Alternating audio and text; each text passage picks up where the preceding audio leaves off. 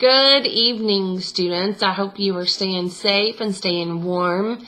As you know, the university is closed on Wednesday, which means we will not be able to have class. But as I mentioned in my email, my Canvas post, we only have a couple weeks left of class, so we can't really afford to miss an entire lecture. So I wanted to make sure that we got chapters 16 through 20 and chapter 22 in. This way you guys can go back and look at this video if you need to. But these chapters are going to talk about the advertising campaign. So very important for your all's project. The goal is to record those tonight so that you guys can see those videos. Maybe take notes. As always, my slides are available on Canvas. And then next week we will do chapter 13 in class, and then you'll have the rest of the time to work on your advertising campaign. The following week, March 4th, will be our last night of class. You will do, you'll present your advertising campaigns, and then we will do your final exam. The study guide is already on Canvas. I've published it, so you guys should be able to get to that if you want to review it. If you have any questions, please feel free to call me. Of course, we are out of school at Calvert Elementary, so I am home this week and available should you guys need me. I'm going to do this video the best that I can, trying to get through 80 or so slides. I apologize if I have to stop it, or if you see my dog come in. She's got a little bit of cabin fever, and we had to bring my class pet, S'mores. He is a little guinea pig home, and my dog's not too happy about it. So no telling what could happen while I'm recording this, but wanted to give you guys that heads up. So I do want to go ahead and get started. Unfortunately, I can't show you my screen and talk to you as well, so make sure that while you're watching this, you pull my slides. And I am going to start with chapter 16 through 20. All of that is together, is together in one PowerPoint presentation. So this is really looking at the creative side of advertising. And as we know, advertising, good advertising, doesn't just happen.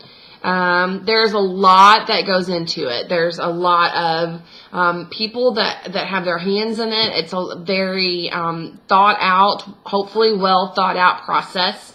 It involves extensive research from the product, the consumers, and essentially the marketplace. You have to know that as well. So what makes good advertising? That is something I would ask you if we were in class, but obviously can't do that. So to me, what makes good advertising is it does what the client wants. If you have a client that is wanting you to launch a product or promote a product, if you do that and you do that as well as you possibly can, they're going to see that return on their investment to you as an advertising agency. So getting through to the client, to the consumers, and making sure that you're providing what your client is paying for. That could be selling a product. That could be building brand awareness. It could be electing a candidate. Change or create an image.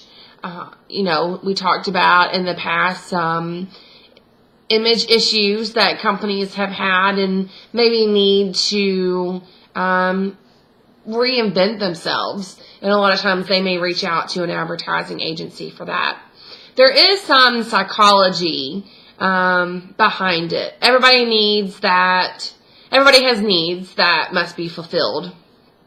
Sometimes there's needs that we don't know that we have. And that is where advertisers hope that they can reach the general population. For example, when I went to the dollar store earlier because I had cabin fever and had to get out, I went in to get my dog Bones. I spent $25, and obviously did not get just the bones for my dog. So there were a few things that were impulse buys. Some of those things that we talked about last week, some of those sales promotions. I apologize. My cell phone is going off. And I want to ensure that you guys are getting my full attention. Some of those impulse buys, those sales promotions, you guys remember what those are called? Hopefully. But I thought about when I watched TV this week, there were things that came to my mind that I didn't even think about as I saw commercials. For example, Coca-Cola. You guys know I'm a Coke drinker, and I had seen some Coke commercials and ended up buying Coke products. Most of the things were impulse buys, things I didn't necessarily need, but they were there and I was at the store. So advertising, people think of needs in general as shelter, as food, as water, some of those basic necessities that we need for life. But what advertisers want to do is create needs that you didn't know you had. For instance, with commercials, there may be a commercial for a product that you never thought you needed. But after seeing the commercial, you have to have it. You need it. It's going to make your life easier. One that comes to mind is that machine that you can scan all your receipts and your documents in, and it categorizes it and puts it exactly where it wants to categorize it, to file it on your computer. I have not purchased it. But to me, I feel like I need that.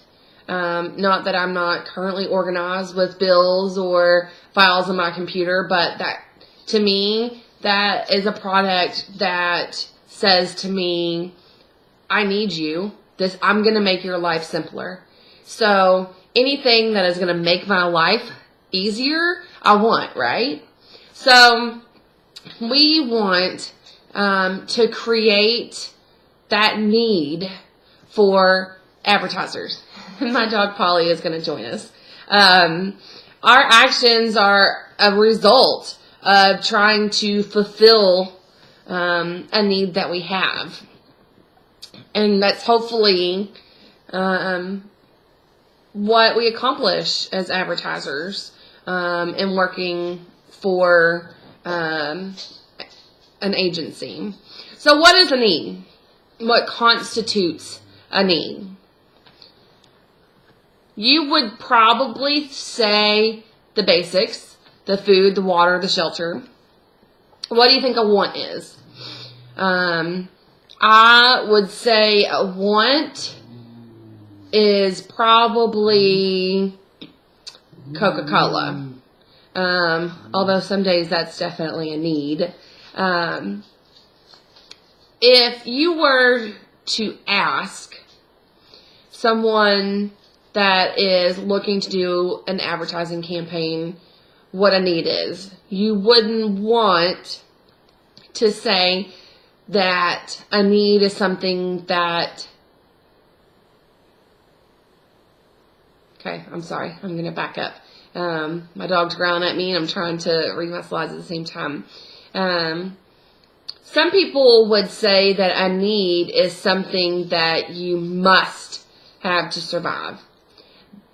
From an advertising standpoint, we don't necessarily want that.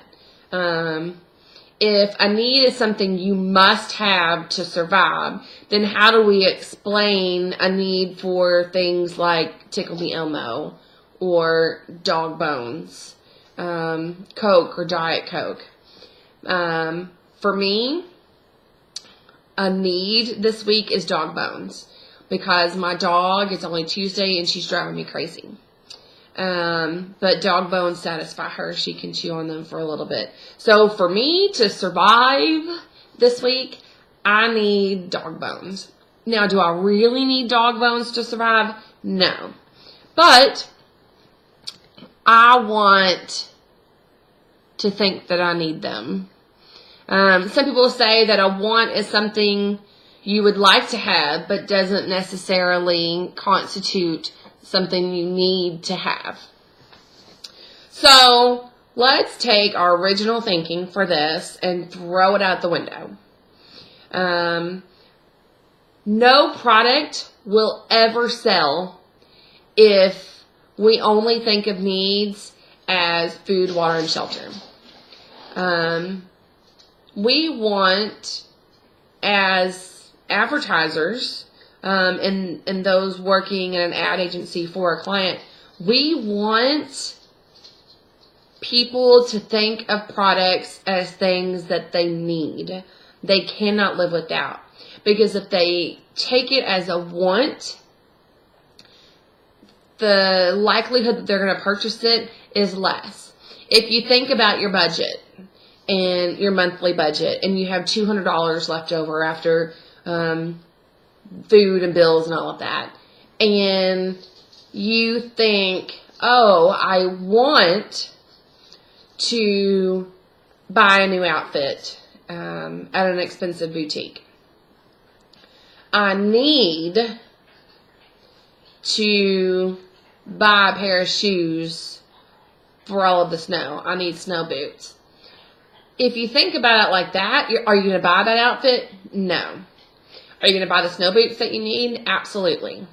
So we want to turn that outfit into a need. And that's what successful advertising does.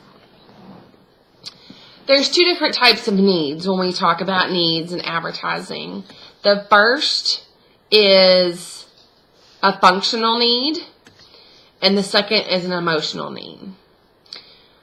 Marketers actually tend to only use need when describing what it is they meet for a customer.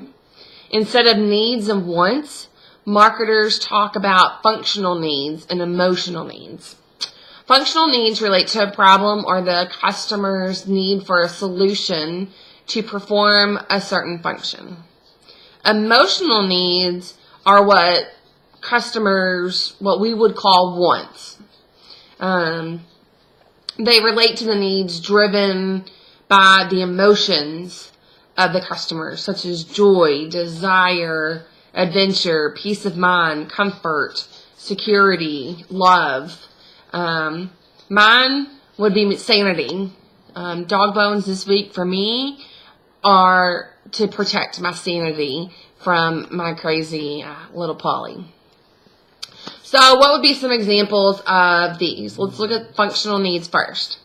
Buying shampoo to wash and clean your hair serves a functional need or purpose. Buying toothbrush and toothpaste meets a functional need of brushing your teeth and keeping them clean. Food is one of our most basic functional needs, obviously, as we have to have food to survive. Cars are another common need of Americans, and not all, depending upon where you live, who typically drive from one place to the next. So for us in Western Kentucky, a car is a functional need. How are you going to get to work? How are you going to get to school? How are you going to get to church? How are you going to get the kids to daycare? I have a friend that lives in Chicago, and she does not own a car. Her groceries are sent to her, or she takes a cab to get them. And I'm actually going to stop here because my dog has to go out. And we'll pick up with a new video in just a minute.